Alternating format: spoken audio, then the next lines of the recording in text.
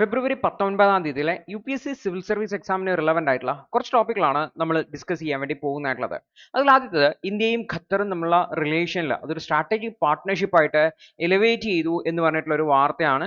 അപ്പോൾ ഈ ഒരു ഖത്തറുമായിട്ടുള്ള നയതന്ത്ര ബന്ധം അതുപോലെ ഖത്തറുമായിട്ടുള്ള റിലേഷൻഷിപ്പിനെ കുറിച്ചൊക്കെയാണ് നമ്മൾ ഡിസ്കസ് ചെയ്യാൻ വേണ്ടി പോകുന്നത്. അപ്പോൾ ഇന്ത്യയും ഖത്തറും തമ്മിലുള്ള ബന്ധത്തെ ഒരു സ്ട്രാറ്റജിക് പാർട്ട്ണർഷിപ്പ് ലെവലിലേക്ക് ഉയർത്തിയിട്ടുണ്ട്. പ്രത്യേകിച്ചും പല മേഖലകളിലും ട്രേഡ്, ഇൻവെസ്റ്റ്മെന്റ്, എനർജി, സെക്യൂരിറ്റി, അതുപോലെ റീജിയണൽ അതുപോലെ ഇന്റർനാഷണൽ ഇഷ്യൂസ് തുടങ്ങിയിട്ടുള്ള വിഷയങ്ങളിലുള്ള സഹകരണമാണ് ഈ ഒരു ലെവലിലേക്ക് ഉയർത്താൻ വേണ്ടി കാരണമായിട്ടുള്ളത്. അതേപോലെ തന്നെ രണ്ട് രാജ്യങ്ങളും ബൈലാറ്ററൽ ആയിട്ടുള്ള ഫ്രീ ട്രേഡ് എഗ്രിമെന്റുകളെ കുറിച്ചുള്ള ചർച്ചകൾ നടക്കുന്നുണ്ട്. രണ്ട് രാജ്യങ്ങളും തമ്മിലുള്ള ട്രേഡ് മെച്ചപ്പെടുത്താൻ വേണ്ടിയിട്ട് bilateral free trade agreement discussion ഉണ്ട്.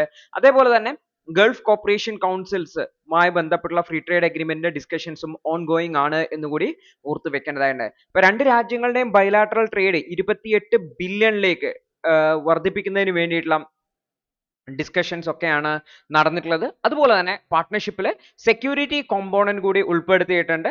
അതിനു വേണ്ടിയിട്ട് സ്പെസിഫിക് ടൈം ലൈനോ ഒന്നും സെറ്റ് ചെയ്തിട്ടില്ല. പക്ഷേ സ്ട്രാറ്റജിക് പാർട്ട്ണർഷിപ്പിന്റെ ഭാഗമായിട്ട് സെക്യൂരിറ്റി, റീജിയണൽ സെക്യൂരിറ്റി എന്ന ഭാഗം കൂടി ചേർത്തിട്ടുണ്ടെന്ന് ഓർത്തു വെക്കേണ്ടതാണ്.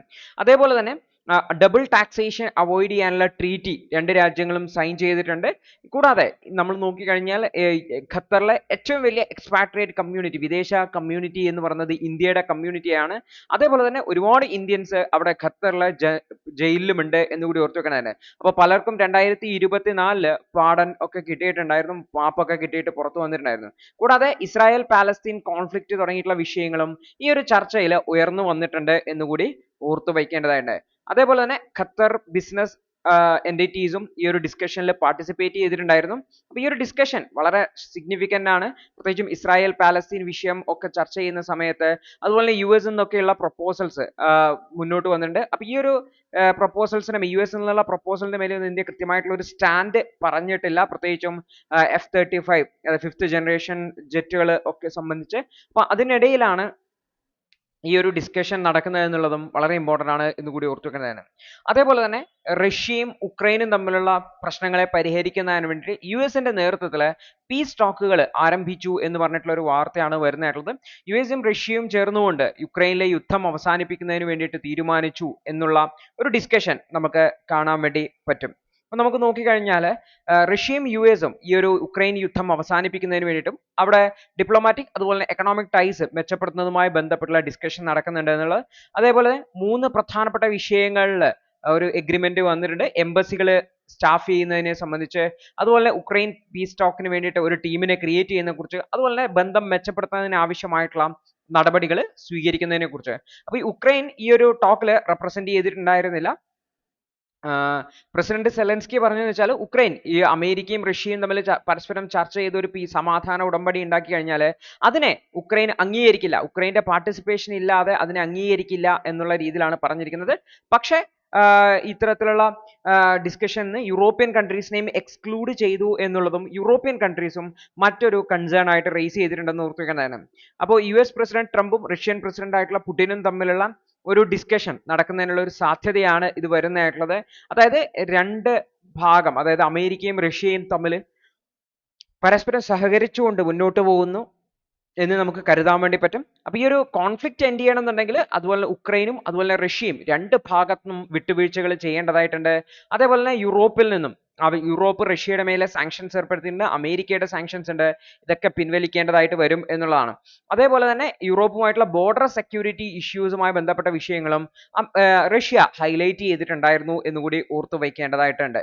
അടുത്തൊരു വാർത്ത എർത്ത് ക്വേക്ക് പ്രിപ്പയർനെസ്സിനെ കുറിച്ചിട്ട് ആണ്.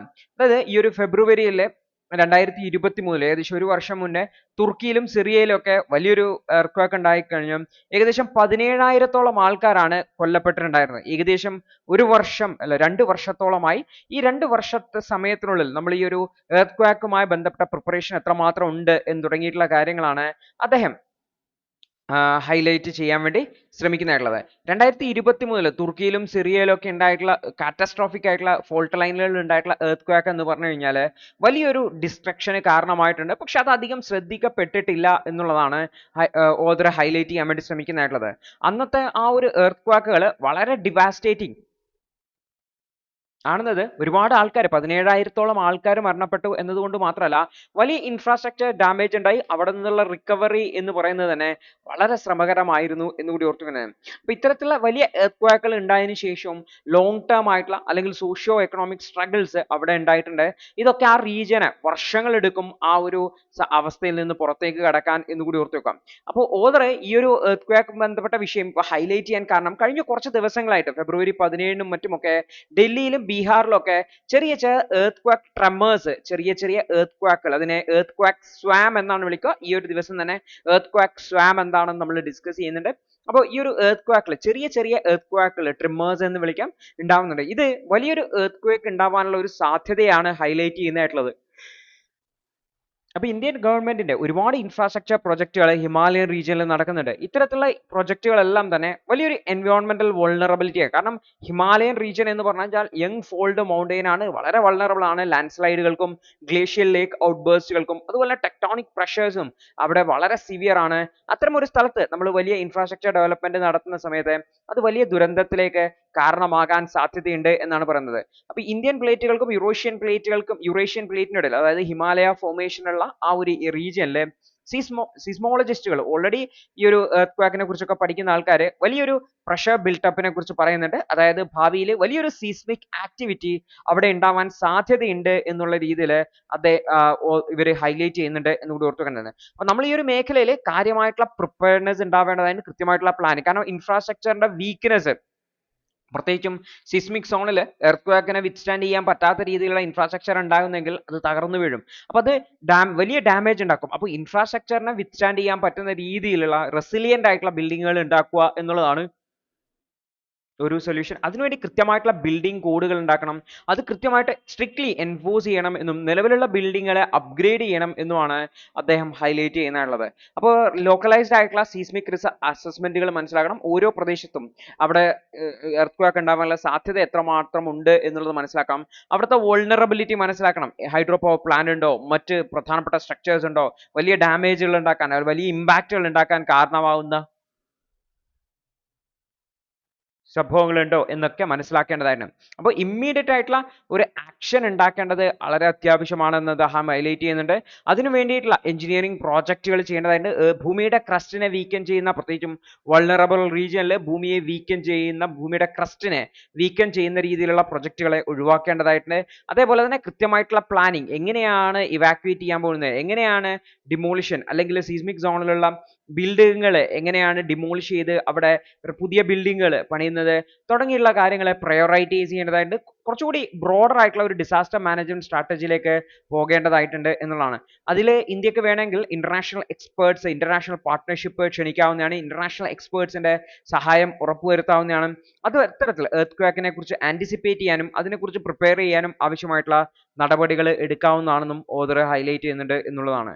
അടുത്തൊരു വാർത്ത നമ്മുടെ രാജ്യത്തെ ഡിക്ലൈനിങ് സ്കൂൾ എൻറോൾമെന്റുമായി ബന്ധപ്പെട്ടിട്ട് വന്ന വാർത്തയാണ്. Unified district information system for education plus, അതിനെ UDIS പ്ലസ് എന്ന് പറയുന്നത്, അതിന്റെ 2022, 23, 24 ഡാറ്റ പുറത്തേക്ക് വന്നിട്ടുണ്ട്. മിനിസ്ട്രി ഓഫ് എഡ്യൂക്കേഷൻ ആണ് ഈ ഒരു ഡാറ്റ കഴിഞ്ഞ വർഷം ഡിസംബർ 30-ന് റിലീസ് ചെയ്തിട്ടുണ്ടായിരുന്നത്. ഈ ഒരു ഡാറ്റയിൽ വലിയ സ്കൂളുകളിൽ എൻറോൾ ചെയ്യുന്ന കുട്ടികളുടെ എണ്ണത്തിൽ വലിയൊരു കുറവാണ് നമുക്ക് കാണാൻ പറ്റുന്നത്. എന്താണ് ഈ ഒരു കുറവിന് കാരണം, അതെന്താണ് ഇന്ത്യയുടെ ഡെമോഗ്രഫിയെ സംബന്ധിച്ച്, ഇന്ത്യയുടെ പോപ്പുലേഷൻ സ്ട്രക്ചറിനെ സംബന്ധിച്ച് പറയുന്നത് എന്നുള്ളതാണ് നമ്മൾ മനസ്സിലാക്കാൻ വേണ്ടി പോകുന്നതായിട്ടുള്ളത്. അപ്പോൾ മിനിസ്ട്രി ഓഫ് എഡ്യൂക്കേഷന്റെ UDISE പ്ലസ് പോർട്ടലിൽ നിന്നുള്ള ഡാറ്റ റിലീസ് ചെയ്തപ്പോൾ ഏകദേശം 15.5 മില്യൺ, അതായത് ഏകദേശം 1.55 കോടി കുട്ടികളാണ് ഡ്രോപ്പ് ചെയ്തിട്ടുള്ളത് സ്കൂൾ എൻറോൾമെന്റ്. അതായത് എൻറോൾമെന്റിന് കുറവായിട്ടാണ് കാണിക്കുന്നതായിട്ടുള്ളത്. അത് ഇന്ത്യയുടെ ഡെമോഗ്രാഫിക് വിൻഡോ, പോപ്പുലേഷൻ സ്ട്രക്ചറിനെ സംബന്ധിച്ചുള്ള ഒരു വലിയ ഡാറ്റയാണ് കാണിക്കുന്നതെന്നാണ് ഓദർ ഹൈലൈറ്റ് ചെയ്യുന്നതായിട്ടുള്ളത്. അതായത് ഈ ഡിക്ലൈൻ ഇൻ എൻറോൾമെന്റ് എന്ന് പറയുന്നത് എല്ലാ വർഷവും സംഭവിക്കാറുണ്ട്. എലിമെന്ററി ലെവലിൽ, അതായത് എലിമെന്ററി ലെവലിൽ 1.87 ലക്ഷം അല്ലെങ്കിൽ 18.7 ദശലക്ഷം ഡ്രോപ്പുകൾ ഉണ്ടാവാറുണ്ട്. അപ്പൊ ഇന്ത്യയുടെ ആ ഒരു ഡെമോഗ്രാഫിക് ഡിവിഡൻഡ് എറയുടെ ആ ഒരു ബിഗിനിങ് ആയിട്ടാണ് ഇത് കാണിക്കുന്നതായിട്ടുള്ളത്. അപ്പൊ ഈ ഒരു ഡിക്ലൈൻ എന്ന് പറയുന്നത് ഒരു മെത്തഡോളജിക്കൽ ആയിട്ടുള്ള ചേഞ്ചോ അല്ലെങ്കിൽ ഒരു അതായത് ഒരു കണക്ക് കൂട്ടുന്നതിൽ വന്നിട്ടുള്ള ഒരു എററോ ഒന്നും അല്ല കാണിക്കുന്നത്. ഇത് ഇന്ത്യയുടെ ആക്ച്വൽ ഡെമോഗ്രാഫിക് ഷിഫ്റ്റ് ആണ്, പോപ്പുലേഷനിൽ ഉണ്ടാകുന്ന ആ ഒരു സ്ട്രക്ചറിൽ ഉണ്ടാകുന്ന ഷിഫ്റ്റ് ആണ് കാണിക്കുന്നത്. കാരണം സ്കൂൾ ഏജ് പോപ്പുലേഷൻ വളരെയധികം കുറയുകയാണ്, സ്കൂളിൽ പോകേണ്ട കുട്ടികളുടെ എണ്ണം കുറയുകയാണ് എന്നുള്ളതാണ് അവിടെ ഹൈലൈറ്റ് ചെയ്യുന്നതായിട്ടുള്ളത്. അപ്പം നമ്മൾ എവിടെയൊക്കെയാണ് എൻറോൾമെന്റ് വരുന്നതെന്ന് നോക്കി കഴിഞ്ഞാൽ ഗവൺമെന്റ് സ്കൂളുകളിൽ നോക്കി കഴിഞ്ഞാൽ ഇന്ത്യയിൽ വളരെ കുറച്ച് മാത്രമാണ് ഗവൺമെന്റ് സ്കൂളുകൾ വരുന്നതായിട്ടുള്ളത്. അതിലെ ഗവൺമെന്റ് സ്കൂളുകളിൽ 18.31% ഡ്രോപ്പ് ആണ് എൻറോൾമെന്റിൽ വന്നിട്ടുള്ളത്. അതേസമയത്ത് ഗവൺമെന്റിന്റെ സപ്പോർട്ടോടുകൂടി പ്രവർത്തിക്കുന്ന എയ്ഡഡ് സ്കൂളുകളിൽ 24.34% ഡ്രോപ്പ് കുറവ് കാണാൻ വേണ്ടി പറ്റുന്നുണ്ട്. എന്നാൽ പ്രൈവറ്റ് അൺഎയ്ഡഡ് സ്കൂളുകളിൽ, പ്രൈവറ്റ് ആയിട്ടുള്ള ഗവൺമെന്റിന്റെ സപ്പോർട്ടോടുകൂടി പ്രവർത്തിക്കാത്ത സ്കൂളുകളിൽ 2% ഇൻക്രീസ് കാണുന്നുണ്ട്. അതായത് ഓവറോൾ നോക്കി കഴിഞ്ഞാൽ ഒരു 15.55% ലെവല് സീനിയർ ലെവലിൽ കാണുന്നുണ്ട്. അതായത് ഇവിടെ ആൾക്കാര് ഗവൺമെന്റ് സ്കൂളുകളിനെ പ്രിഫർ ചെയ്യുന്നില്ല, മറിച്ച് പ്രൈവറ്റ് സ്കൂളുകളിലേക്കാണ് പ്രിഫർ ചെയ്യുന്നത് എന്നാണ് കാണിക്കുന്നതായിട്ടുള്ളത്. അതായത് ഗവൺമെന്റ് സ്കൂളുകളിൽ എലിമെന്ററി ലെവലിൽ എൻറോൾമെന്റ് കുറയുന്നു എന്നുള്ളത് വൾണറബിൾ ആയിട്ടുള്ള ഗ്രൂപ്പുകളിലേക്ക് ഇത് എത്തുന്നില്ല എന്നുള്ളത് ഹൈലൈറ്റ് ചെയ്യുന്നുണ്ട്. കുറച്ച് കാശ് ഉള്ളവർ പ്രൈവറ്റ് സ്കൂളുകളിൽ എൻറോൾ ചെയ്യുന്നുണ്ട്, പക്ഷെ സാധാരണക്കാർക്ക് അതും പറ്റുന്നില്ല, അവർ എൻറോൾ ചെയ്യാത്ത ഒരു സാഹചര്യത്തിലേക്കാണ് പോകുന്നത് എന്നുള്ളതാണ്. അതേപോലെ തന്നെ ഈ ഒരു എൻറോൾമെന്റ് റേറ്റ് കുറയുന്നു, ആൾക്കാർ സ്കൂളുകളിൽ ജോയിൻ ചെയ്യുന്നില്ല എന്നുള്ളത് സ്കൂൾ ഏജ് പോപ്പുലേഷൻ, സ്കൂളുകളിൽ ജോയിൻ ചെയ്യേണ്ട കുട്ടികൾ, അതായത് 6 വയസ്സിനും 13 വയസ്സിനും ഇടയിലുള്ള കുട്ടികൾ അല്ലെങ്കിൽ 14-15 വയസ്സിനിടയിലുള്ള കുട്ടികളുടെ എണ്ണം കുറവാണ് എന്നാണ് കാണിക്കുന്നതായിട്ടുള്ളത്. അപ്പൊ ഇന്ത്യയിലെ ഫെർട്ടിലിറ്റി റേറ്റ് 2022 തന്നെ 2.01, ഒരു അമ്മയ്ക്ക് ഉണ്ടാവുന്ന കുട്ടികളുടെ എണ്ണത്തെയാണ് ഫെർട്ടിലിറ്റി റേറ്റ് എന്ന് പറയുന്നത്. അത് ആവറേജ് 2.01 ആണ് 2022 ഡാറ്റ. ഇതിൽ തന്നെ കാണിക്കുന്ന വെച്ചാൽ യങ്ങർ പോപ്പുലേഷനിലുള്ള കുറവിനെയാണ് കാണിക്കുന്നതായിട്ടുള്ളത്. ഇത് സ്വാഭാവികമായിട്ടും ഈ ഒരു കുട്ടികളുടെ എണ്ണം സ്കൂളുകളിൽ എൻറോൾ ചെയ്യുന്ന കുട്ടികളുടെ എണ്ണം കുറയുന്നതിന് കാരണമാകാം എന്നുള്ളതാണ്. അതേപോലെ സ്കൂളുകളുടെ എണ്ണവും കുറഞ്ഞിട്ടുണ്ട് എന്ന് കൊടുത്ത് 5.1%, 79,000-ഓളം സ്കൂളുകളുടെ കുറവാണ് ഈ ഒരു വർഷത്തിനുള്ളിൽ കണ്ടിട്ടുള്ളത്. അതായത് കുട്ടികൾ സ്കൂളുകളിൽ വരുന്നില്ല, അതുകൊണ്ട് സ്കൂളുകൾ അടച്ചു പൂട്ടേണ്ടി വരുന്നു എന്നുള്ള ഒരു കാര്യം കൂടി നമ്മളിവിടെ മനസ്സിലാക്കേണ്ടതായിട്ടുണ്ട്. അപ്പൊ നമ്മൾ കുറച്ചുകൂടി ലോങ് ടേം ആയിട്ടുള്ള നമ്മുടെ ഇതിന്റെ സോഷ്യോ എക്കണോമിക് കോൺസിക്വൻസിനെ മനസ്സിലാക്കിക്കൊണ്ട് പോയി കഴിഞ്ഞാൽ, അതായത് ഇന്ത്യയുടെ വർക്കിംഗ് ഏജ് പോപ്പുലേഷൻ ഷ്രിങ്ക് ചെയ്യാണ്. കാരണം ഈ സ്കൂളിൽ എൻറോൾ ചെയ്ത് പഠിക്കുന്ന കുട്ടികളാണ് നാളെ വർക്കിംഗ് ഏജിലേക്ക് വരേണ്ടതായിട്ടുള്ളത്. അതായത് മെല്ലെ മെല്ലെ വർക്കിംഗ് ഏജ് പോപ്പുലേഷൻ ഷ്രിങ്ക് ചെയ്യാൻ വേണ്ടി തുടങ്ങിയാണ്. അപ്പൊ ഇന്ത്യ ഈ ഒരു എക്കണോമിക് ഗ്രോത്ത് മെല്ലെ മെല്ലെ ഇന്ത്യയുടേത് ഡിലേ ആവും എന്നുള്ളതാണ് നമ്മൾ മനസ്സിലാക്കേണ്ടതായിട്ടുള്ളത്. അപ്പൊ ഈ ഒരു ഡെമോഗ്രാഫിക് ഷിഫ്റ്റ്, പ്രത്യേകിച്ചും ഇന്ന് ഒരു യൂത്ത് ഹെവി ആയിട്ടുള്ള പോപ്പുലേഷൻ ആണ്. അപ്പോൾ ഫീവർ പീപ്പിൾ ആണ് ഇന്നും എക്കണോമിയിലേക്ക് കോൺട്രിബ്യൂട്ട് ചെയ്യുന്നത്, യൂത്ത് റിച്ച് ആയിട്ടാണെങ്കിൽ പോലും. അപ്പോൾ ലോങ് ടേം ആയിട്ടുള്ള എക്കണോമിക് സ്ട്രെയിൻ നമ്മൾ നേരിടും എന്നാണ് പറയുന്നതായിട്ടുള്ളത്. അപ്പോൾ പല രാജ്യങ്ങളിലും ഈ ഒരു അവസ്ഥാന്തരം നമ്മൾ ഓൾറെഡി കണ്ടിട്ടുള്ളതാണ്, ചൈനയിലായിക്കോട്ടെ ജപ്പാനിലായിക്കോട്ടെ. അപ്പോൾ ഈ ഒരു ഡെമോഗ്രാഫിക് ഡിവിഡൻഡ് നമുക്ക് ഈ ഒരു സമയത്ത് യൂട്ടിലൈസ് ചെയ്യാൻ പറ്റുന്നില്ല എങ്കിൽ അത് നമ്മളുടെ പോപ്പുലേഷൻ വളരെ പെട്ടെന്ന് ഡിക്ലൈൻ ചെയ്യും, നമ്മൾ വിചാരിച്ചതിനേക്കാൾ വേഗത്തിൽ ഡിക്ലിനേഷനിലേക്ക് പോകും. അതായത് വർക്കിംഗ് ഏജിലെ പോപ്പുലേഷന്റെ അളവ് കുറയുകയും ഒരുപാട് ഡിപ്പെൻഡന്റ് പോപ്പുലേഷൻ വരുന്ന ഒരു സാഹചര്യത്തിലേക്ക് പോകും എന്നുകൂടി ഓർത്തു വെക്കേണ്ടതായിട്ടുണ്ട്. അടുത്തൊരു വാർത്ത എന്ന് പറഞ്ഞു കഴിഞ്ഞാൽ ഇന്ത്യ ഗോട്ട് ടാലന്റ് എന്ന് പറയുന്ന ഒരു ഷോയില് നമുക്കൊരു ഷോയില് കുറച്ച് സംസാരങ്ങൾ ഉണ്ടാവും. യൂട്യൂബർ ആയിട്ടുള്ള രൺവീർ അലഹബാദിയ അദ്ദേഹം നടത്തിയിട്ടുള്ള കുറച്ച് കമന്റുകൾ വലിയ പ്രതിഷേധത്തിന് ഇടയാക്കുകയൊക്കെ ചെയ്തിട്ടുണ്ടായിരുന്നു. എന്നാൽ ഇവിടെ ഇത്തരത്തിലുള്ള കമന്റുകൾ ഉണ്ടാകുമ്പോൾ സാധാരണ സെൻസർഷിപ്പ് വേണം എന്നുള്ള ഒരു ആവശ്യകത ഉയർന്നു വരാറുണ്ട്. അപ്പൊ ഈ ഒരു സെൻസർഷിപ്പ് എന്ന് പറയുന്നത്, അല്ലെങ്കിൽ അതിനെ നിയന്ത്രിക്കുന്ന ഒരു സംഭവം, അതിനെ മോണിറ്റർ ചെയ്യുന്ന ഒരു സംഭവം, അത് എത്രമാത്രം അപകടകാരിയാണ് എന്നുള്ളതാണ് ഓദർ ഇവിടെ ഹൈലൈറ്റ് ചെയ്യാൻ വേണ്ടി ശ്രമിക്കുന്നത്. നമ്മൾ ആക്ച്വലി ആ ഒരു ഷോയിൽ നടന്ന കാര്യങ്ങളെ കുറിച്ചോ അല്ല ഇൻഡെപ്ത് ചെയ്യാൻ പറ്റുന്നത്. ഇത്തരത്തിലുള്ള ഇൻസിഡന്റുകൾ ഉണ്ടാകുമ്പോൾ ഇത്തരത്തിലുള്ള ഷോക്ക് ഒക്കെ സെൻസർ ചെയ്യണം എന്ന് പറയാറുണ്ട്. അപ്പൊ സെൻസർ ചെയ്യുമ്പോൾ ഇഷ്യൂസിനെ കുറിച്ചിട്ടൊക്കെയാണ് നമ്മൾ പ്രധാനമായിട്ടും ഡിസ്കസ് ചെയ്യാൻ വേണ്ടി പോകുന്നത്. അപ്പോൾ ഇന്ത്യ ഗോട്ട് ടാലന്റ് എന്ന് പറയുന്ന ഒരു ഷോയിൽ യൂട്യൂബർ സമയ് റൈന അദ്ദേഹം ഹോസ്റ്റ് ചെയ്തിട്ടുള്ള ഒരു ഷോ ആണ്. അതിൽ വളരെ ക്രൂഡ് ആയിട്ടുള്ള കമന്റുകൾ പ്രത്യേകിച്ചും യൂട്യൂബർ ആയിട്ടുള്ള രൺവീർ അലഹബാദിയുടെ ഭാഗത്ത് നിന്ന് ഉണ്ടാവുകയും അതിനെതിരെ വലിയ പ്രതിഷേധമാണ് മുഖ്യമന്ത്രിമാർ, അതുപോലെ പാർലമെന്ററി കമ്മിറ്റി, സുപ്രീം കോടതി എന്ന് വരെ ഉണ്ടായിട്ടുള്ളത്. പ്രത്യേകിച്ചും ഈ ഒരു ഡിജിറ്റൽ കണ്ടന്റുകളിൽ എന്തും പറയാം, എന്തും സംസാരിക്കാം എന്നുള്ളതിനെ കുറിച്ചും, അതേസമയത്ത് യൂട്യൂബേഴ്സിന് വളരെ മാസീവ് ആയിട്ടുള്ള പോപ്പുലാരിറ്റി ഉണ്ട് എന്നുള്ളത് തെറ്റായിട്ടുള്ള അല്ലെങ്കിൽ മോശമായിട്ടുള്ള രീതിയിലുള്ള വിശദാംശങ്ങൾ കൊടുക്കാം എന്നുള്ള രീതിയിലാണ് ഇന്റർപ്രറ്റ് ചെയ്യുന്നതായിട്ടുള്ളത്. അപ്പൊ ഇത്തരത്തിലുള്ള വിഷയങ്ങൾ പ്രത്യേകിച്ചും ഒരാൾ സംസാരിക്കുന്ന സമയത്ത് അയാൾ സംസാരിക്കുമ്പോൾ ഉപയോഗിക്കുന്ന വാക്കുകൾ, പ്രയോഗങ്ങൾ, ഇതിനെ സംബന്ധിച്ച് സുപ്രീം കോടതിയിൽ മുന്നേയും കേസുകൾ വന്നിട്ടുണ്ടായിരുന്നു വെച്ചു. അപ്പൊ സുപ്രീം കോടതി Apoorva Arora vs government of NCT of Delhi 2024 കേസിൽ പറഞ്ഞിരുന്നു വളരെ കോസ് ആയിട്ടുള്ള ലാംഗ്വേജ് ഉപയോഗിച്ചു എന്നതിന്റെ അർത്ഥം അവര് ഒബ്സീൻ ആയിട്ട് മോശപ്പെട്ടത് എന്തോ ചെയ്തു എന്നല്ല എന്നുള്ളത് പറഞ്ഞിട്ടുണ്ടായിരുന്നു. അലഹബാദിയുടെ കമന്റുകൾ ഡിസ്റ്റേസ്റ്റ്ഫുൾ ആണ്. ഒരു വിഭാഗം ആൾക്കാർക്ക് ഇഷ്ടപ്പെടില്ല, അവർക്ക് അത് വളരെ മോശമായിട്ട് തോന്നാം. പക്ഷെ അത് നിയമത്തിന്റെ പരിധിയിൽ ഒബ്സീൻ ആണെന്ന് പറയാൻ പറ്റില്ല. അദ്ദേഹം സംസാരിച്ചു, അതൊരു ഷോയിൽ വന്ന് സംസാരിച്ചു എന്ന രീതിയിൽ മാത്രമേ ഉള്ളൂ എന്നുകൂടി ഓർത്തു വെക്കേണ്ടതായിട്ടുണ്ട്.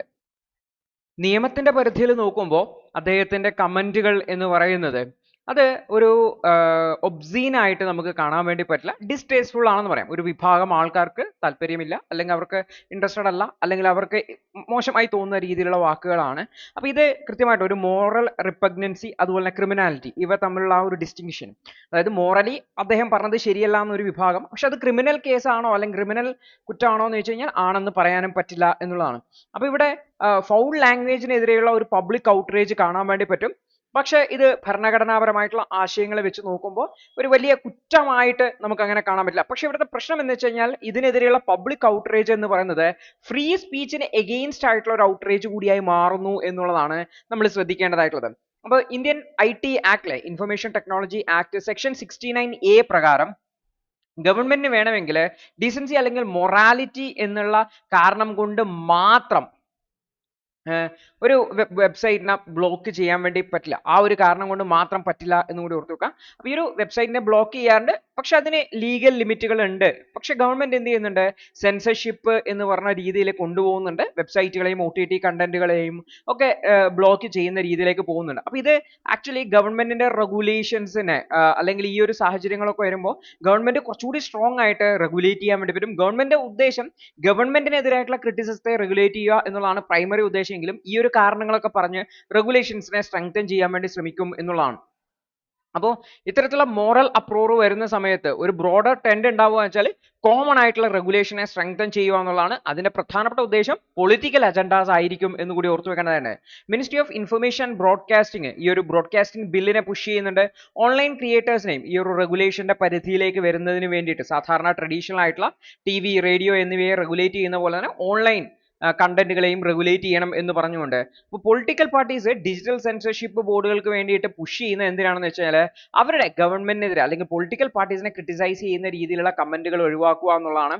അതേസമയത്ത് ഗവൺമെന്റിന്റെ ആ ഒരു കൾച്ചറൽ നാഷണലിസം എന്ന് പറയുന്ന ആശയത്തെയൊക്കെ ഹൈലൈറ്റ് ചെയ്യാനും വെൽഫെയർ ബേസ്ഡ് ആയിട്ടുള്ള പോപ്പുലിസത്തെയൊക്കെ ഹൈലൈറ്റ് ചെയ്യാനും ആണ് എന്നുകൂടി ഓർത്തു വെക്കേണ്ടതായിട്ടുണ്ട്. അപ്പൊ ഇവിടെ നമ്മൾ നോക്കേണ്ട കറന്റ് സിറ്റുവേഷൻ എന്ന് പറഞ്ഞത് ഇന്ത്യയുടെ പൊളിറ്റിക്കൽ എക്കണോമി അതുപോലെ തന്നെ ടെക്നോളജി ഇവ എങ്ങനെയാണ് ഭരണഘടനാപരമായിട്ടുള്ള അവകാശങ്ങളെ റീപ്ലേസ് ചെയ്യാൻ വേണ്ടി പോകുന്നത്.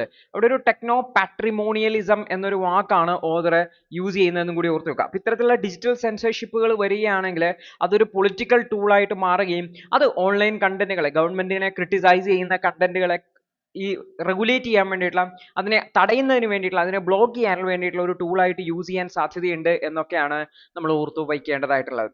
അടുത്തൊരു വാർത്ത എന്ന് വെച്ചാൽ ഇന്ത്യയും US-ഉമായിട്ടുള്ള ട്രേഡിൽ നമ്മൾ ഡൊണാൾഡ് ട്രംപ് പറഞ്ഞിട്ടുണ്ടായിരുന്നു ഇന്ത്യയുടെ ഇമ്പോർട്ട് താരിഫ് എന്ന് പറഞ്ഞാൽ വളരെ കൂടുതലാണെന്ന് അദ്ദേഹം പറഞ്ഞിട്ടുണ്ട്. അപ്പൊ ഇന്ത്യയിൽ അങ്ങനെ ഒരു പ്രൊട്ടക്ഷണലിസം ഉണ്ടോ എന്ന് നമ്മൾ നോക്കിക്കഴിഞ്ഞാൽ നമ്മളുടെ രാജ്യത്ത് ഗ്രാഫ് നോക്കിക്കഴിഞ്ഞാൽ കാണാൻ വേണ്ടി പറ്റും നമ്മുടെ രാജ്യത്താണ് ഹയസ്റ്റ് ടാക്സ് ഇമ്പോർട്ട് ടാക്സ് പ്രധാനപ്പെട്ട രാജ്യങ്ങളുമായിട്ട് കമ്പയർ ചെയ്യുമ്പോൾ ബ്രസീലുമായിട്ടോ ചൈനയുമായിട്ടോ റഷ്യയുമായിട്ടോ സൗത്ത് ആഫ്രിക്കയായിട്ടോ ഒക്കെ കമ്പയർ ചെയ്തെടുക്കുമ്പോൾ ജപ്പാൻ യൂറോപ്യൻ യൂണിയനായിട്ടൊക്കെ കമ്പയർ ചെയ്യുമ്പോൾ നമ്മുടെ രാജ്യത്ത് ഇമ്പോർട്ട് ടാക്സ് പ്രധാനമായിട്ടും അഗ്രികൾച്ചറൽ കൊമോഡിറ്റീസിന് വളരെ കൂടുതലാണ് എന്ന് കാണാൻ പറ്റും. ഇതിനെയാണ് അഗ്രികൾച്ചറൽ പ്രൊട്ടക്ഷനിസം എന്ന് പറയുന്നത്. അപ്പൊ ഇന്ത്യയിൽ അത് വളരെ കൂടുതലാണ് എന്നാണ് ഡാറ്റ കാണിക്കുന്നതായിട്ടുള്ളത്. അപ്പൊ ഇന്ത്യയുടെ average import tariff average import duty 2023 17% ആയിരുന്നു. US-ൽ ഇത് 3.3% ആണ്. ഇന്ത്യയുടെ താരിഫ് ബ്രിക്സ് കൺട്രീസ് ആയിട്ടുള്ള കമ്പയറബിൾ എക്കണോമീസുമായി കമ്പയർ ചെയ്യുമ്പോൾ ബ്രസീലിന് 11%, ചൈനക്കോ സൗത്ത് ആഫ്രിക്കക്കോ 7% ഒക്കെയാണ്. പക്ഷെ നമ്മുടേത് 17% ഓർത്ത് വെക്കേണ്ടതാണ്. അതിൽ തന്നെ അഗ്രികൾച്ചറൽ പ്രൊഡക്റ്റുകളുടെ മേലെയുള്ള ഇമ്പോർട്ട് ഡ്യൂട്ടി എന്ന് പറഞ്ഞാൽ വളരെ കൂടുതലാണ്. ഇന്ത്യയുടെ ഡൊമസ്റ്റിക് അഗ്രികൾച്ചറിനെ സപ്പോർട്ട് ചെയ്യുന്നതിന് വേണ്ടിയിട്ടാണ് ഈ ഒരു ഈ അഗ്രികൾച്ചർ പ്രൊഡക്റ്റുകളുടെ മേലുള്ള ഇമ്പോർട്ട് താരിഫ് വളരെ കൂടുതലായിട്ട് വെക്കുന്നത് എന്ന് കൊടുത്തൊക്കെ മാനുഫാക്ചർഡ് ഗുഡ്സിനെ കമ്പയർ ടു ലോ ആണ്. അപ്പോൾ ഇന്ത്യയിൽ നോൺ അഗ്രികൾച്ചറൽ ഗുഡ്സിന്റെ മേലെയുള്ള ഇമ്പോർട്ട് താരിഫ് എന്ന് പറഞ്ഞു കഴിഞ്ഞാൽ 15% താഴെയാണ് എന്ന് പറയാൻ വേണ്ടി പറ്റും. അതേസമയത്ത് അഗ്രികൾച്ചറൽ പ്രൊഡക്റ്റുകളുടെ മേലെയുള്ള ഇമ്പോർട്ട് ഡ്യൂട്ടി എന്ന് പറഞ്ഞാൽ 38% മേലെയാണ് എന്നുകൂടി ഓർത്തു വയ്ക്കേണ്ടതാണ്. ഓൾമോസ്റ്റ് ഡബിൾ ദാറ്റ് ഓഫ് എന്നുള്ളത് ഓർത്ത് വെക്കേണ്ടതാണ്. എന്തുകൊണ്ടാണ് നമ്മുടെ രാജ്യത്ത് ഇത്തരത്തിലുള്ള ഹൈ അഗ്രികൾച്ചറൽ ഇമ്പോർട്ട് ഡ്യൂട്ടി വെക്കുന്നത്? ഇന്ത്യയുടെ ഫാമേഴ്സിന്റെ സെക്യൂരിറ്റിയും അവരുടെ ലൈവ്ലിഹുഡ്, അവരുണ്ടാക്കുന്ന പ്രൊഡക്റ്റുകൾ വിറ്റ് പോകുന്നുണ്ട്, അവരുടെ പ്രൊഡക്റ്റുകൾക്ക് മാർക്കറ്റിൽ ഡിമാൻഡ് ഉണ്ട് എന്നൊക്കെ ഉറപ്പുവരുത്താൻ വേണ്ടിയിട്ടാണ്. അതുകൊണ്ട് തന്നെ ഇന്ത്യയുടെ അഗ്രികൾച്ചർ വളരെ ഇൻഎഫിഷ്യന്റ് ആയി മാറുന്നു എന്നാണ് ഓഥർ പറയുന്നത്. കാര്യമായിട്ടുള്ള ഇൻവെസ്റ്റ്മെന്റുകളൊന്നും വരുന്നില്ല അല്ലെ, നല്ല ചെലവ് കുറഞ്ഞ രീതിയിൽ പ്രൊഡക്റ്റുകൾ ഉണ്ടാക്കേണ്ട ആവശ്യമൊന്നുമില്ല. കാരണം ഗവൺമെന്റ് പുറത്തുനിന്ന് വരുന്ന ചെലവ് കുറഞ്ഞ പ്രൊഡക്റ്റുകളുടെ മേലെ ഇമ്പോർട്ട് ഡ്യൂട്ടി മുടക്കിയിട്ട് അവയെ കോസ്റ്റ്ലി ആക്കി മാറ്റുന്നുണ്ട്. അതുകൊണ്ട് തന്നെ നമ്മുടെ പ്രൊഡക്റ്റുകൾ ചെലവ് കൂടുതലാണ് അല്ലെങ്കിൽ ഇൻഎഫിഷ്യന്റ് ആയിട്ടാണ് ഉണ്ടാക്കുന്നതെങ്കിൽ പോലും വിറ്റ് പോകുന്ന സാഹചര്യം. അപ്പൊ ഇത് ഗ്ലോബലി കോമ്പീറ്റ് ചെയ്യാൻ പറ്റാത്ത ഒരു സാഹചര്യം, ഇന്ത്യയിൽ ഉണ്ടാക്കുന്ന പ്രൊഡക്റ്റുകൾ ഇന്ത്യയിൽ തന്നെ വിറ്റഴിക്കുന്ന ഒരു സാഹചര്യത്തിലേക്ക് പോകുന്നുണ്ട്. ടോട്ടൽ ഇൻവെസ്റ്റ്മെന്റിന്റെ 6% മാത്രമാണ് അഗ്രികൾച്ചറിലേക്ക് വരുന്നതെന്ന് കൂടി ഓർത്തിരിക്കുന്നത്. അപ്പോൾ ഈ ഒരു അഗ്രികൾച്ചറൽ സബ്സിഡീസും മറ്റുമൊക്കെയാണ് ഈ ഒരു താരിഫ് റിഡക്ഷനെ കോംപ്ലിക്കേറ്റ് ചെയ്യുന്നതെന്നും കൂടി ഓർത്തു വെക്കേണ്ടതുണ്ട്. അപ്പോൾ ഈ ഒരു സബ്സിഡൈസ്ഡ് ആയിട്ടുള്ള പ്രൊഡക്റ്റുകൾ ഇന്ത്യൻ മാർക്കറ്റിൽ ഫ്ലഡ് ആവുകയും ഇന്ത്യൻ പ്രൊഡക്റ്റുകൾക്ക് ഡിമാൻഡ് ഇല്ലാത്ത സാഹചര്യം ഒഴിവാക്കുന്നതിന് വേണ്ടിയിട്ടാണ് ഇത്തരത്തിൽ ചെയ്തിട്ടുള്ളതെന്നും കൂടി ഓർത്തു വെക്കേണ്ടതുണ്ട്. പ്രധാനമായിട്ടും അഗ്രികൾച്ചറൽ, ഡയറി, ടൊബാക്കോ പ്രൊഡക്റ്റുകൾക്ക് 30%-ലധികമാണ് ഇമ്പോർട്ട് ഡ്യൂട്ടി ആയിട്ടുള്ളത്. ട്രാൻസ്പോർട്ട് എക്യുപ്മെന്റ്, കോട്ടൺ, ടെക്സ്റ്റൈൽസ് തുടങ്ങിയിട്ടുള്ളവയുടെ ഒക്കെ കുറച്ചിട്ടുണ്ട് എന്നുകൂടി ഓർത്തു വെക്കേണ്ടതാണ്. ഇപ്പൊ US ഇതിനെതിരെ കൗണ്ടർ ടാരിഫ് പോളിസി കൊണ്ടുവരും എന്ന് പറഞ്ഞു, റെസിപ്രോക്കൽ ടാരിഫ് പോളിസി കൊണ്ടുവരും എന്ന് പറഞ്ഞത് പ്രധാനമായിട്ടും ഇന്ത്യയുടെ അഗ്രികൾച്ചറൽ താരിഫിനെ ഫോക്കസ് ചെയ്താണ്. ഇത് ഇന്ത്യയെ ഫോഴ്സ് ചെയ്യും ഇന്ത്യയുടെ അഗ്രികൾച്ചറൽ താരിഫ് കുറക്കുന്നതിന് വേണ്ടിയിട്ട്. അപ്പോൾ ഇന്ത്യയുടെ എക്സ്പോർട്ട് US-ലേക്ക് ഇൻക്രീസ് ചെയ്തിട്ടുണ്ട്. ഇത് ഇന്ത്യക്ക് ഒരു ട്രേഡ് സർപ്ലസ് വൈഡൻ ചെയ്യുന്നതിന് വേണ്ടി കാരണമായിട്ടുണ്ട്. അപ്പൊ ഇന്ത്യയുടെ താരിഫ് പോളിസീസ് US-ഇന്ത്യ ട്രേഡ് നെഗോഷിയേഷനിൽ ഒരു പ്രധാനപ്പെട്ട ഡിസ്കഷൻ പോയിന്റ് ആവും എന്നുകൂടി ഓഥർ ഹൈലൈറ്റ് ചെയ്യുന്നുണ്ട്. അടുത്തൊരു വാർത്തയാണ് what is the rarest of the rare doctrine എന്ന് പറയുന്നത് എന്നുള്ളത്. സാധാരണ കോടതികളിൽ ഡെത്ത് പെനാൽറ്റി കൊടുക്കുന്ന സമയത്താണ് റെയറസ്റ്റ് ഓഫ് ദി റെയർ എന്ന് പറയുന്ന ഡോക്ട്രിൻ ഉയർന്നു വരുന്നത്. ഇപ്പൊ ഇന്ത്യയിൽ റീസെന്റ് ആയിട്ട് നടന്ന 2 കേസുകളിൽ ഒന്നില് ഡെത്ത് പണിഷ്മെന്റ് കൊടുത്തിട്ടുണ്ടായിരുന്നു, ഡെത്ത് പെനാൽറ്റി കൊടുത്തിട്ടുണ്ടായിരുന്നു, ഒന്നുകിൽ ലൈഫ് ഇംപ്രിസൺമെന്റ് കൊടുത്തു. അപ്പൊ എന്താണ് ഈ ഒരു റെയറസ്റ്റ് ഓഫ് ദി റെയർ എന്ന് പറയുന്ന കാറ്റഗറി, അതെങ്ങനെയാണ് ഡിഫൈൻ ചെയ്യുന്നത് എന്നുള്ളതാണ് നമ്മൾ മനസ്സിലാക്കുന്നത്. കോടതിയുടെ ഉള്ളിൽ നടക്കുന്ന കാര്യമാണ്, ബട്ട് എന്താണ് ഒരു ഡോക്ട്രിൻ എന്ന് നമ്മൾ മനസ്സിലാക്കേണ്ടതാണ്. അത് വളരെ റെയർ ആയിട്ടുള്ള അപൂർവങ്ങളിൽ അപൂർവമായിട്ടുള്ള കുറ്റകൃത്യങ്ങൾക്കാണ് സാധാരണ ഡെത്ത് പെനാൽറ്റി കൊടുക്കുന്നത്. 1983 Machhi Singh versus state of Punjab കേസിൽ ഒരു കൃത്യമായിട്ടുള്ള ഫ്രെയിം വർക്ക് കൊണ്ടുവന്നിട്ടുണ്ടായിരുന്നു. 5 കാറ്റഗറീസിനെയാണ് സാധാരണ rarest of the rare crimes ആയിട്ട് കണക്കാക്കുന്നത്. ഇത് വെച്ച് പരിശോധിക്കണം. ഒന്ന്, ബ്രൂട്ടാലിറ്റി ഓഫ് ദി ക്രൈം, ആ ചെയ്ത കൃത്യം എത്രമാത്രം ക്രൂരമാണ് എന്ന് പരിശോധിക്കണം. അതുപോലെ തന്നെ അതിന്റെ മോട്ടീവ് എങ്ങനെയാണ്, ആ ഒരു കൃത്യം ചെയ്യാൻ കാരണമായിട്ടുള്ള മോട്ടീവ് എങ്ങനെയാണ് എന്നുള്ളത്. അതുപോലെ തന്നെ അത് സമൂഹത്തെ എങ്ങനെയാണ് ബാധിക്കുന്നത്, സോഷ്യലി അബോറന്റ് നേച്ചർ. അതുപോലെ തന്നെ ആ ക്രൈമിന്റെ മാഗ്നിറ്റ്യൂഡ് എത്രമാത്രം ഉണ്ട്. അതുപോലെ തന്നെ ആ കുറ്റം ചെയ്ത ആളുടെ പേഴ്സണാലിറ്റി എങ്ങനെയാണ്, അത് കുട്ടികളാണോ, നേരത്തെ പ്രായമായ ആൾക്കാരാണോ, അല്ല നേരത്തെ റിപ്പീറ്റഡ് ആയിട്ട് കുറ്റം ചെയ്യുന്ന ഒരാളാണോ, തുടങ്ങിയിട്ടുള്ള കാര്യങ്ങളൊക്കെ പരിശോധിച്ചിട്ട് ഈ 5 കാറ്റഗറീസ് പരിശോധിച്ചിട്ട് വേണം അത് rarest of the rare crime ആണോ എന്ന് നോക്കാം. റെയറസ്റ്റ് ഓഫ് ദി റെയർ ക്രൈംസിനാണ് ഡെത്ത് പെനാൽറ്റി നൽകുന്നത് എന്ന് കൂടി ഓർത്ത് വെക്കാം. ഇനി ഡെത്ത് പെനാൽറ്റി കൊടുക്കണോ കൊടുക്കണ്ടയോ അത് സെപ്പറേറ്റ് ആയിട്ടുള്ള ഒരു ഡിബേറ്റ് ആണെന്ന് ഓർത്ത് വെക്കാം. പക്ഷേ ഈ ഒരു rarest of the rare doctrine എന്താണെന്നുള്ളത് ഒന്ന് മനസ്സിലാക്കാൻ വേണ്ടി ശ്രമിക്കാം. അടുത്തത് നമ്മുടെ രാജ്യത്തെ പീരിയോഡിക് ലേബർ ഫോഴ്സ് ഡാറ്റ വന്നിട്ടുണ്ട്. നമ്മുടെ രാജ്യത്തെ അൺഎംപ്ലോയ്മെന്റ്, തൊഴിലില്ലായ്മയുടെ കണക്കുകൾ വന്നിട്ടുണ്ട്. ഗവൺമെന്റിന്റേതായിട്ടുള്ള കണക്കുകളാണ്. അപ്പൊ അൺഎംപ്ലോയ്മെന്റ് കുറച്ച് കുറഞ്ഞിട്ടുണ്ട് എന്നാണ് സർവേയിൽ കാണിക്കുന്നതായിട്ടുള്ളത്. അപ്പൊ നമുക്ക് നോക്കാം എന്താണ് അതിന്റെ ഡീറ്റെയിൽസ് എന്നുള്ളത്. അപ്പോൾ ministry of statistics and programme implementation MOSPI ആണ് പീരിയോഡിക് ലേബർ ഫോഴ്സ് സർവേയുടെ ഡാറ്റ റിലീസ് ചെയ്തിട്ടുള്ളത്. അപ്പൊ ഇതിലെ അൺഎംപ്ലോയ്മെന്റ് റേറ്റ് എന്ന് പറയുന്നത് ഓർത്തുവെക്കുക, നമ്മുടെ രാജ്യത്തെ തൊഴിലില്ലായ്മ നിരക്ക് എന്ന് പറയുന്നത് പീരിയോഡിക് ലേബർ ഫോഴ്സ് സർവേയിൽ ഡിഫൈൻ ചെയ്തിരിക്കുന്നത് percentage of unemployed person in the labor force in a current weekly status. അതായത് നമ്മുടെ ലേബർ ഫോഴ്സിൽ ജോലി ചെയ്യാൻ സന്നദ്ധമായിട്ടുള്ള ഏബിൾ ആയിട്ടുള്ള ആ ലേബർ ഫോഴ്സിൽ എത്ര ശതമാനം ആൾക്കാരാണ് വീക്ക്ലി സ്റ്റാറ്റസ് ബേസിൽ ആഴ്ചയിൽ നോക്കുമ്പോൾ അൺഎംപ്ലോയിഡ് ആയിരിക്കുന്നത് എന്നുള്ളതാണ്. അപ്പൊ number of person either employed or unemployed on average in a week വെച്ച് നോക്കിയിട്ടാണ് എംപ്ലോയ്മെന്റ് റേഷ്യോ അല്ലെങ്കിൽ അൺഎംപ്ലോയ്മെന്റ് നോക്കുന്നത്. ഒരാഴ്ചയിൽ അൺഎംപ്ലോയിഡ് ആയിട്ടുള്ള ആൾക്കാരെ, ഒരു ജോലിയും ചെയ്തിട്ടില്ലാത്ത ഒരാളെ മാത്രമേ അൺഎംപ്ലോയിഡ് ആയിട്ട് കണക്കാക്കുള്ളൂ എന്ന് കൂടി ഓർത്ത് വെക്കുക. അതും ലേബർ ഫോഴ്സിന്റെ ഇടയിൽ, ടോട്ടൽ പോപ്പുലേഷൻ അല്ല, ലേബർ ഫോഴ്സിന്റെ ഇടയിൽ എന്ന് കൂടി ഓർത്ത് വെക്കുന്നത്. അപ്പോൾ urban unemployment rate എന്ന് പറയുന്നത് 15 വയസ്സിൽ താഴെ 15 വയസ്സിൽ കൂടുതലുള്ള കുട്ടികൾക്കാണ് അത് അൺഎംപ്ലോയ്മെന്റ് റേറ്റ്. അർബനിൽ 6.4% ആണ് ഒക്ടോബർ ടു ഡിസംബർ 2024. പുരുഷന്മാരുടേത് 5.8%, സ്ത്രീകളുടേത് കുറച്ചുകൂടി കൂടുതലാണ് 8.1% അൺഎംപ്ലോയ്മെന്റ് റേറ്റ് എന്ന് കൂടി ഓർത്തുക. അതുപോലെ തന്നെ 2023 ഏകദേശം 5.6% ഒക്കെ ആയിരുന്നു, 6.5% ഒക്കെ ആയിരുന്നു അൺഎംപ്ലോയ്മെന്റ് റേറ്റ് എന്ന് കൂടി ഓർത്തുക. ഇനി സ്റ്റേറ്റ് വൈസ് നോക്കി കഴിഞ്ഞാൽ ഏറ്റവും കൂടുതൽ അൺഎംപ്ലോയ്മെന്റ് ഉള്ളത് ഹിമാചൽ പ്രദേശിലാണ് 10.4%. ഫീമെയിൽ അൺഎംപ്ലോയ്മെന്റും ഹയസ്റ്റ് ആണ് 24% ആണ്. ഗുജറാത്തിലാണ് തൊഴിലില്ലായ്മ ഏറ്റവും കുറവ് 3%.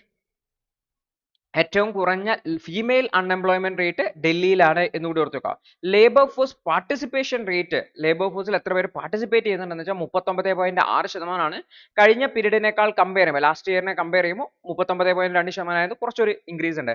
ഫീമെയിലിന്റെ ലേബർ ഫോഴ്സ് പാർട്ടിസിപ്പേഷൻ റേറ്റും 0.1% ഇൻക്രീസ് ചെയ്തിട്ടുണ്ട് എന്നുകൂടി ഓർത്തു വെക്കുന്നതായിട്ട് 20%ത്തിലേക്ക് വർദ്ധിച്ചിട്ടുണ്ട്. ബീഹാറിലാണ് ഏറ്റവും ലേബർ ഫോഴ്സ് പാർട്ടിസിപ്പേഷൻ റേറ്റ് കുറവായിട്ടുള്ളത്, 30.7% ആണ്. സ്ത്രീകളിൽ അത് 9.9% ഓർത്തുക.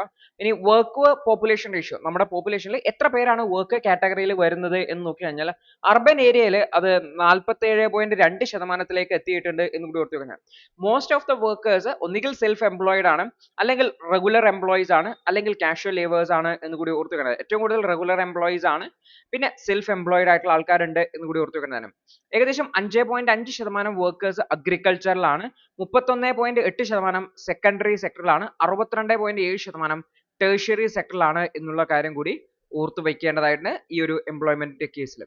അടുത്തത് ഇന്ത്യയുടെ first biannual transparency report publish ചെയ്തു എന്നുള്ളതാണ്. അതായത് നമ്മുടെ രാജ്യത്തെ ഗ്രീൻ ഹൗസ് ഗ്യാസ് എമിഷനുമായി ബന്ധപ്പെട്ടൊക്കെ UN സബ്മിറ്റ് ചെയ്യേണ്ടതായിട്ടുള്ള റിപ്പോർട്ടാണ് ഇന്ത്യയുടെ ബൈ ആനുവൽ ട്രാൻസ്പെറൻസി റിപ്പോർട്ട് എന്ന് പറയുന്നതായിട്ടുള്ളത്. അതിന്റെ ലാസ്റ്റ് സ്റ്റേജിലേക്ക് എത്തിയിട്ടുണ്ട് എന്നാണ് വാർത്ത വരുന്നതായിട്ടുള്ളത്. അപ്പോൾ ഇന്ത്യയുടെ ആദ്യത്തെയാണ്, ഫസ്റ്റ് ആണ് ബൈ ആനുവൽ ട്രാൻസ്പെറൻസി റിപ്പോർട്ടാണ്. ഇത് 2015 പാരീസ് ക്ലൈമറ്റ് അഗ്രിമെന്റുമായി ബന്ധപ്പെട്ട് ഇന്ത്യ പബ്ലിഷ് ചെയ്യേണ്ട ഒരു ബുക്കാണ്, ഡാറ്റയാണ് എന്ന് കൊടുത്തിരിക്കുന്നത്. അപ്പോൾ ഗ്രീൻ ഹൗസ് ഗ്യാസ് എമിഷനിൽ ഇന്ത്യയുടെ ഒഫീഷ്യൽ പൊസിഷൻ എങ്ങനെയാണ്, പ്രധാനപ്പെട്ട സെക്ടേഴ്സ് എങ്ങനെയാണ്, എനർജി എഫിഷ്യൻസി എങ്ങനെയാണ്, ഇംപ്രൂവ്മെന്റ്സ് എത്രമാത്രം ഉണ്ട്, റിന്യൂവബിൾ എനർജി ട്രാൻസിഷൻ എങ്ങനെയുണ്ട്, റിസോഴ്സിന്റെ അവൈലബിലിറ്റി എങ്ങനെയാണ് തുടങ്ങിയുള്ള കാര്യങ്ങളാണ് മുൻ റിപ്പോർട്ടുകളിൽ നിന്നൊക്കെ പബ്ലിഷ് ചെയ്യുന്നതിന് വ്യത്യസ്തമായിട്ട് ഈ ഒരു UNFCCയുടെ അക്രഡിറ്റഡ് ആയിട്ടുള്ള എക്സ്പേർട്സ് ആയിട്ടുള്ള ആൾക്കാരുണ്ട്. ആ ഒരു എക്സ്പേർട്സ് പരിശോധിച്ചിട്ടായിരിക്കും ഇത് പബ്ലിഷ് ചെയ്യുന്നത് എന്ന് കൂടി ഓർത്തു വെക്കേണ്ടതാണ്. അപ്പോൾ ഡെവലപ്ഡ് കൺട്രീസ് നേരത്തെ തന്നെ ഈ ഒരു BTRs ബൈ ആനുവൽ ട്രാൻസ്പെറൻസി റിപ്പോർട്ടുകൾ പബ്ലിഷ് ചെയ്യേണ്ടതായിട്ടുണ്ട്.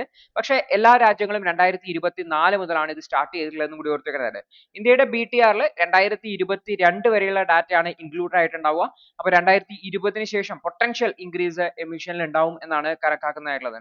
അപ്പോൾ ഇന്ത്യയുടെ എമിഷൻ എന്ന് പറഞ്ഞാൽ ടോട്ടൽ ഗ്ലോബൽ എമിഷന്റെ ഏകദേശം 4 മുതൽ 5% വരെയാണ് വരുന്നത്. അപ്പോൾ പെർ ക്യാപിറ്റ എമിഷൻ എന്ന് പറഞ്ഞാൽ ഗ്ലോബൽ ആവറേജിനേക്കാൾ കുറവാണ്, കാരണം നമ്മുടെ രാജ്യത്ത് പോപ്പുലേഷൻ വളരെ കൂടുതലാണ് എന്നുള്ളത് കൊണ്ട് എന്ന് ഓർത്തുക. അടുത്തൊരു വാർത്ത എന്ന് വെച്ചാൽ സാറ്റേൺസിന്റെ റിങ്ങുമായി ബന്ധപ്പെട്ടുള്ള ഒരു ഡിബേറ്റിനെ സംബന്ധിച്ചാണ്. നമുക്കറിയാം ശനിക്ക് വലയങ്ങൾ ഉണ്ടെന്നറിയാം. അപ്പോൾ ഈ ഒരു ശനിയുടെ വലയങ്ങൾ വളരെ പുതിയതായിട്ട് രൂപപ്പെട്ടതാണ് എന്നുള്ള രീതിയിലാണ് നമ്മൾ കരുതിയിട്ടുണ്ടായിരുന്നത്.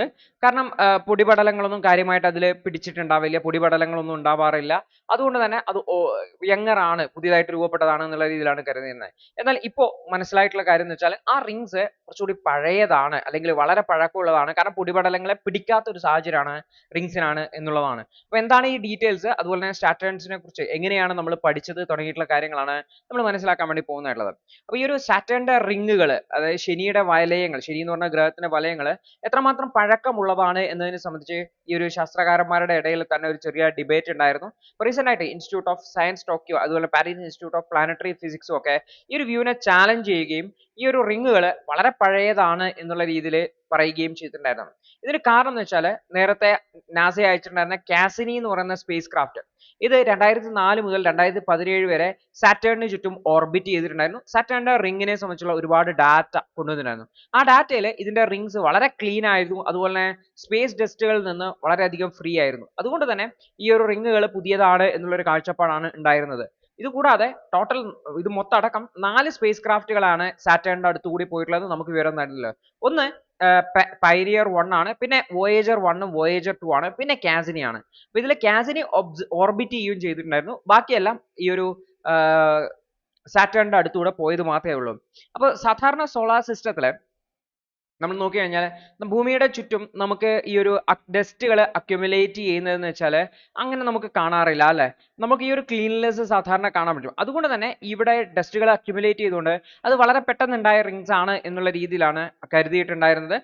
ലക്ഷക്കണക്കിന് വർഷങ്ങൾക്കിടയിൽ ഡസ്റ്റുകൾ അക്യുമുലേറ്റ് ചെയ്യാൻ സാധ്യത കുറവാണ് എന്നുള്ള രീതിയിലാണ് ഇവർ സയന്റിസ്റ്റുകൾ കരുതിയിട്ടുണ്ടായിരുന്നത്. എന്നാൽ റീസെന്റ് ആയിട്ടുള്ള സ്റ്റഡീസിൽ മനസ്സിലാക്കിയെന്ന് വെച്ചാൽ ഈ ഒരു സാറ്റേണിന്റെ അവിടത്തേക്ക് പോരുന്ന ഡസ്റ്റ് പാർട്ടിക്കിൾസ് ഒന്നുകിൽ അവയെ പുറത്തേക്ക് ഇജക്ട് ചെയ്യപ്പെടുന്നുണ്ട്, അല്ലെങ്കിൽ അത് സാറ്റേണിന്റെ സർഫസിലേക്ക് അക്യുമുലേറ്റ് ചെയ്യപ്പെടുന്നുണ്ട് എന്നുള്ളതാണ്. അതായത് ഈ ഒരു ഡസ്റ്റ് പാർട്ടിക്കിൾ ഈ ഒരു സാറ്റേണിന്റെ റിങ്സുകളിലുള്ള ഐസുമായിട്ട് കൊളൈഡ് ചെയ്തിട്ട് അത് ഇവാപ്പറേറ്റ് ചെയ്ത് പോകുന്നുണ്ട്, അല്ലെങ്കിൽ സാറ്റേണിന്റെ അറ്റ്മോസ്ഫിയറിലേക്ക് ഗ്രാവിറ്റേഷണൽ പുള്ള് കാരണം പുറത്തേക്ക് വരുന്നുണ്ട് എന്നുള്ള രീതിയിലാണ് പറഞ്ഞിട്ടുള്ളത്. ഈ ഒരു പ്രോസസ്സുകൾ കണ്ടിന്യൂസ് ആയി നടക്കുന്നതുകൊണ്ടാണ് റിങ്ങുകൾ വളരെ ഷൈനി ആയിട്ട് തോന്നിയിട്ടുള്ളത്, വളരെ യങ് ആയിട്ട് തോന്നുന്നത്. അല്ലാതെ അത് പുതുതായിട്ട് രൂപപ്പെട്ടത് കൊണ്ടല്ല എന്നുള്ള രീതിയാണ്. അതായത് സോളാർ സിസ്റ്റത്തെ തന്നെ അത്രത്തോളം തന്നെ പഴക്കമുള്ളതാണ് സാറ്റേണിന്റെ റിങ്സും എന്നുള്ള രീതിയിലേക്കാണ് ഈ ഒരു എവിഡൻസുകൾ നയിക്കുന്നത് എന്നുകൂടി ഓർത്ത് വയ്ക്കേണ്ടതായിട്ടുണ്ട്. അപ്പൊ ഇതിന്റെ ഇമ്പോർട്ടൻസ് എന്താണെന്ന് ചോദിച്ചു കഴിഞ്ഞാൽ സാറ്റേൺസിനെ കുറിച്ചും സാറ്റേൺസിന്റെ മൂൺസിനെ കുറിച്ചും ഒക്കെ പഠിക്കുന്നതിൽ വളരെ ഇമ്പോർട്ടന്റ് ആയിട്ട് ഹെൽപ്പ് ചെയ്യും. ഉദാഹരണത്തിന് എൻസെലഡസ് എന്ന് പറയുന്ന ഒരു ആക്റ്റീവ് മൂൺ ഉണ്ട് സാറ്റേണിന്. അപ്പൊ ഇത് ആസ്ട്രോബയോളജി, അതായത് ഭൂമിയുടെ ജീവന്റെ ഉത്ഭവം ഉണ്ടാവുമോ എന്നുള്ളതിനെ കുറിച്ചൊക്കെ മനസ്സിലാക്കാൻ വേണ്ടിയിട്ട് ഈ ഒരു എൻസെഡലസിൽ പഠനം നടത്തുന്നുണ്ട്. അപ്പൊ ഈ ഒരു റിങ്സും അതിന്റെ ഇന്ററാക്ഷനും ഒക്കെ എങ്ങനെയാണ് സ്വാധീനിച്ചതെന്നൊക്കെ മനസ്സിലാക്കാൻ വേണ്ടി പറ്റും. അതുപോലെ ഇത്തരത്തിലുള്ള വലിയ ഗ്യാസ് ജയന്റുകൾ അവയ്ക്ക് എങ്ങനെയാണ് റിംഗ് സിസ്റ്റം ഡെവലപ്പ് ചെയ്തത്, സാറ്റേൺ മാത്രമല്ല ജൂപ്പിറ്റർ, വ്യാഴത്തിനും എങ്ങനെയാണ് ഇത്തരത്തിലുള്ള ചെറിയ ഒരുപാട് ഉപഗ്രഹങ്ങൾ ഉണ്ടായത് എന്നൊക്കെ മനസ്സിലാക്കാൻ വേണ്ടിയിട്ട് സഹായിക്കും എന്നാണ് പറയുന്നതായിട്ടുള്ളത്. നാസയുടെ ഒരു ഓൺഗോയിങ് മിഷൻ ഉണ്ട്, ക്ലിപ്പർ മിഷൻ എന്ന് വിളിക്കും. ഇത് ജൂപ്പിറ്ററിന്റെ മൂൺ ആയിട്ടുള്ള യൂറോപ്പിൽ, വ്യാഴത്തിന്റെ ഉപഗ്രഹമായിട്ടുള്ള യൂറോപ്പിലേക്കാണ് പോകുന്നതായിട്ടുള്ളത്.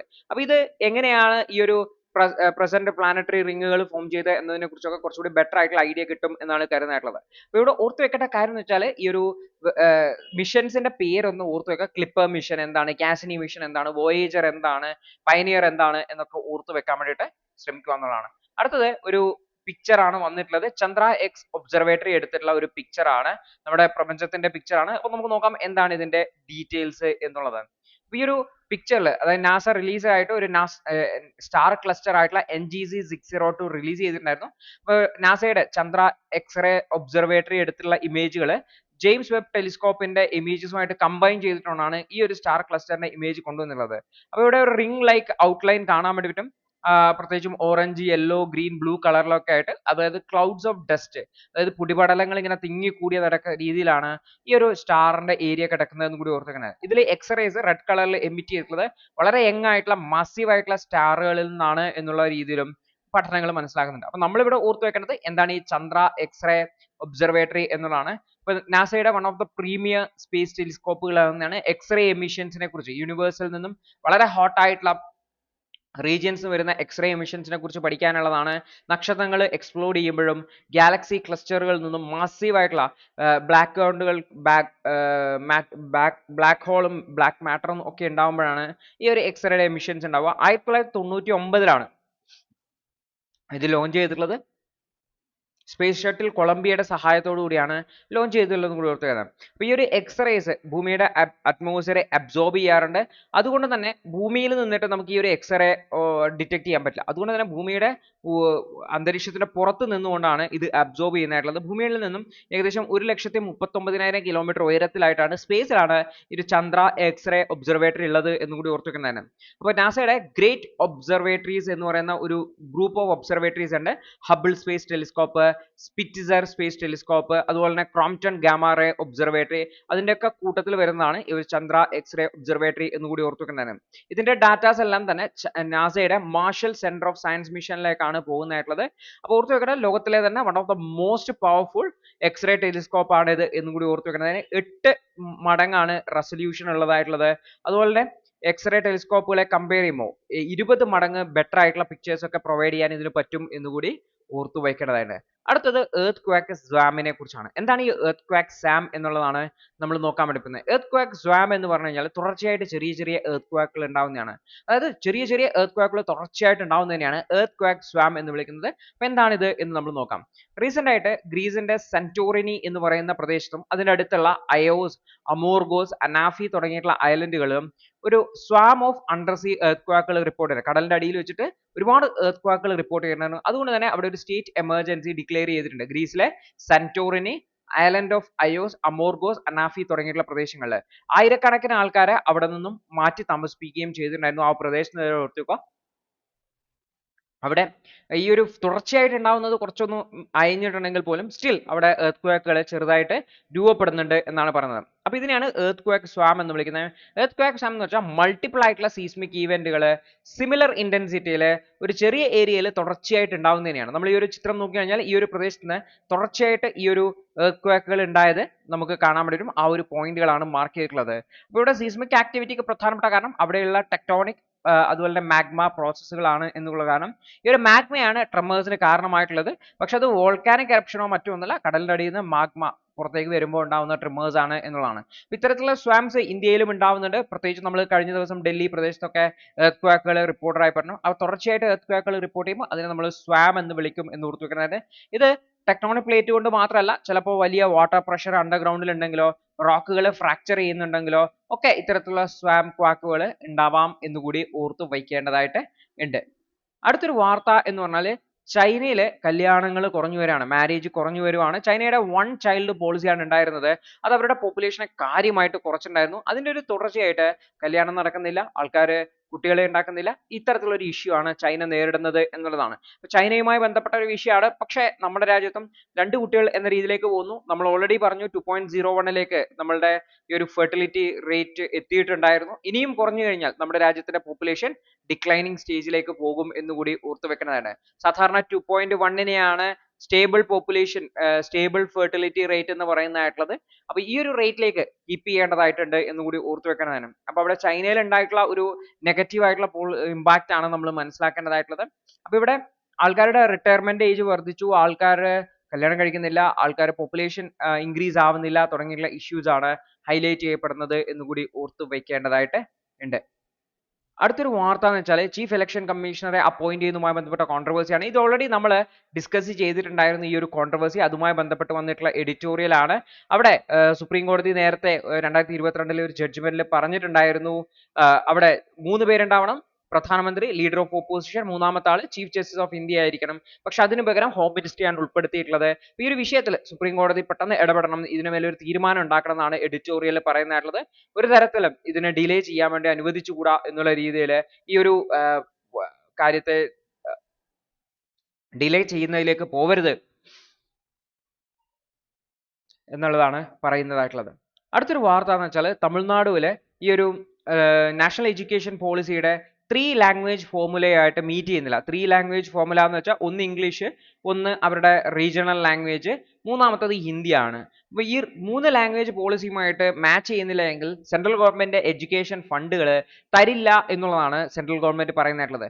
അതേസമയത്ത് തമിഴ്നാട് ഫോളോ ചെയ്യുന്ന 2 ലാംഗ്വേജ് ഫോർമുലയാണ് ഇംഗ്ലീഷും അവരുടെ റീജിയണൽ ലാംഗ്വേജ് ആയിട്ടുള്ള തമിഴുമാണ് ഫോളോ ചെയ്യുന്നതായിട്ടുള്ളത്. അപ്പോൾ ഇതുമായി ബന്ധപ്പെട്ട ഡിസ്പ്യൂട്ടിൽ സ്റ്റേറ്റ് ഗവൺമെന്റിന് തമിഴ്നാടിന് ഫണ്ട് കൊടുക്കുന്നില്ല. ഇതുമായി ബന്ധപ്പെട്ട വിഷയമാണ് വരുന്നതായിട്ടുള്ളത്. അപ്പോൾ ഈ ഒരു പ്രശ്നം ഇവിടെ ഹൈലൈറ്റ് ചെയ്യപ്പെടുന്നുണ്ട്. അപ്പോൾ സംസ്ഥാനങ്ങളെ ഹിന്ദി നിർബന്ധമായി പഠിപ്പിക്കാൻ വേണ്ടിയിട്ട് നിർബന്ധിക്കുന്ന ഒരു സാഹചര്യമാണ്. അതിനെയാണ് തമിഴ്നാട് ശക്തമായി എതിർക്കുന്നത്. ഫെഡറലിസം അല്ലെങ്കിൽ സംസ്ഥാനങ്ങളുടെ അധികാരത്തിന് മേലുള്ള ഒരു കടന്നുകയറ്റമായിട്ടൊക്കെയാണ് കണക്കാക്കുന്നത്. ഫെഡറലിസം നേരിടുന്ന ചാലഞ്ചസുമായി ബന്ധപ്പെട്ട വിഷയത്തിലൊക്കെ നിങ്ങൾക്ക് ഈ ഒരു തമിഴ്നാടുമായി ബന്ധപ്പെട്ട ഈ 2 ലാംഗ്വേജ് 3 ലാംഗ്വേജ് ഫോർമുല പോളിസിയുമായി ബന്ധപ്പെട്ട ഇഷ്യൂസ് ഹൈലൈറ്റ് ചെയ്യാവുന്നതാണ് എന്നുകൂടി ഓർത്തു വയ്ക്കേണ്ടതായിട്ടുണ്ട്. അപ്പോൾ ഇത്രയും ടോപ്പിക്കുകളാണ് നമുക്ക് ഇന്നേ ദിവസം ഡിസ്കഷൻ ആയിട്ടുണ്ടായിരുന്നത്. കൃത്യമായിട്ട് മനസ്സിലാക്കുക, കൃത്യമായിട്ട് റിവിഷൻ ചെയ്യുക. All the best.